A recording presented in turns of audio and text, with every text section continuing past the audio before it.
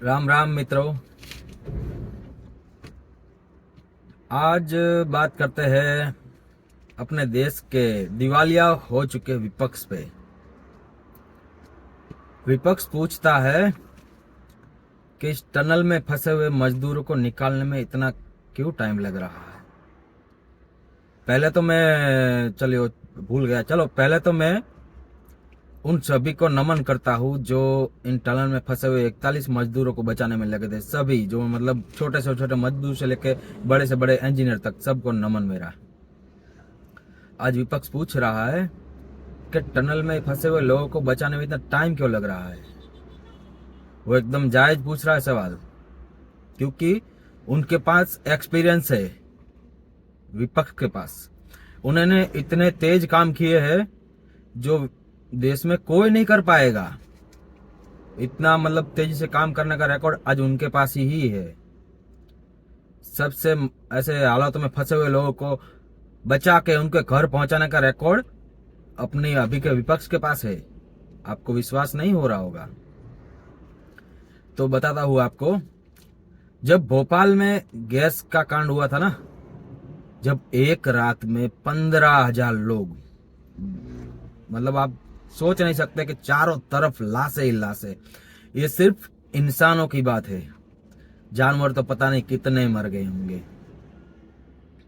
15,000 लोग मर गए थे, कई हजारों ने अपनी आंखें गंवा दी, और जिनके शरीर में शारीरिक खामियां हुई वो तो लाखों में थे, उनकी तो गिनती नहीं कर सकते। इन सब के साथ ये करने वाला जो जिस कंपनी गैस प्लांट से गैस निकला था, उस आदमी का नाम था एंडरसन।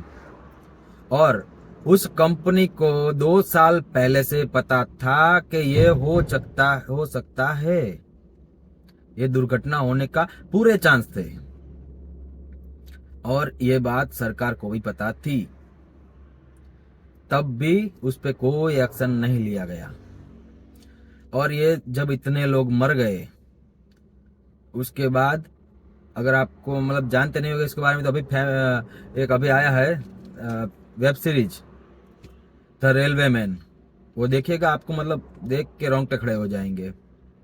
तो इतने लोगों की जान लेने के बाद वो एंडरसन के उसके पास मतलब नो बेलेबल वारंट जारी हो गया था, वो पकड़ा भी गया था।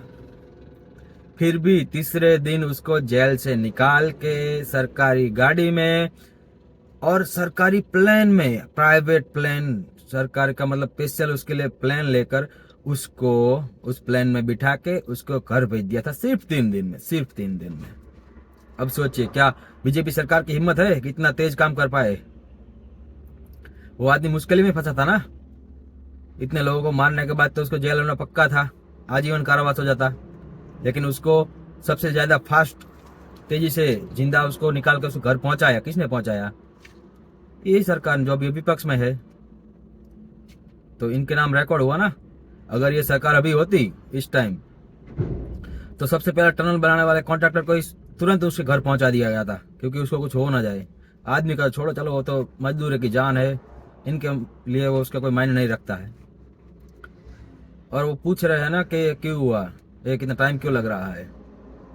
तो उन 41 मजदूरों की जान बचाने के लिए स्पेशल मतलब एक्सपर्ट से एक्सपर्ट लोगों को तुरंत उधर बुला लिया गया था।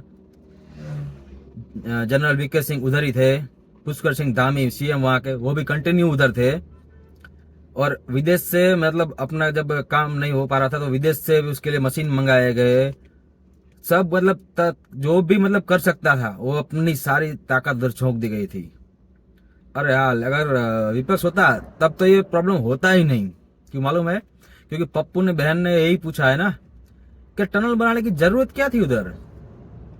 बात भी उनकी सही है, आखिर ये टनल बनाने की जरूरत क्यों है? अगर आदमी को जहां से 2 किलोमीटर टनल में से जा सकता है, उसकी जगह 20 किलोमीटर घूम के जाना पड़ रहा है, तो उसमें दिक्कत क्या है? अगर 20 किलोमीटर ज्यादा आदमी घूमेगा तो उसे लॉन्ग ड्राइव का मजा आएगा। पेट्रोल की खपत होगी तो पेट्रोल पंप वालों को खर्च पैसा मिलेगा। कहीं पंचर मंचर होगा तो पंचर वालों को रोजगार मिलेगा। गाड़ियां चलेगी तो गाड़ियां खराब होगी तो मैकेनिक वाले को रोजगार मिलेगा। तो ये सबका रोजगार छीनने की जरूरत क्या है? तुमको ये 2 किलोमीटर टनल बना के लोगों को ये सुविधा देने की जरूरत क्या है? आप तो रोजगार ही छीन रहे हो ना लोगों का। है बीजेपी सरकार, आपको सोचना चाहिए ये टनल बनाने की जरूरत क्या है भाई? मत बनाओ। आदमी को है घूमने दो, लॉन्ग ड्राइव का मजा लेने दो। और जो आज पूछ रहे हैं ना कितना टाइम क्यों लग रहा है, तो भाई हमने केदारनाथ में जो हुआ था ना वो देखा है अपनी आंखों से। जिनको मालूम नहीं है उनको तो लगेगा अरे यार बहुत बड़ा हो गया। तो केदारनाथ में जब हुआ था ना तो 24 घंटे तक तो आपके हेलीकॉप्टर नहीं पहुंचे थे वहां पर मदद के लिए। अरे एक एक हफ्ते तक तो आपकी जो वहां जरूरत की सामग्री थी ना वो उसके वहां तक नहीं पहुंच पाई थी। क्यों नहीं पहुंच पाई थी? वो भी आप सोचो, क्यों नहीं पहुंच पाई थी?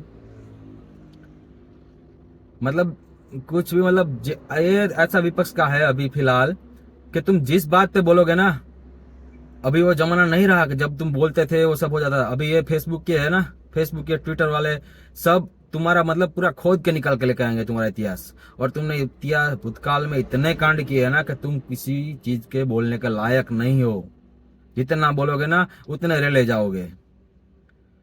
और मैं सभी उनके समर्थकों से कहना चाहता हूँ कि फिलहाल अभी कुछ मत बोलिए इसके बारे में, क्योंकि अभी सामान्य आदमी जिसको राजनीति से कोई लेना देना नहीं है वो भी पूरा एकदम खुश मूड में है।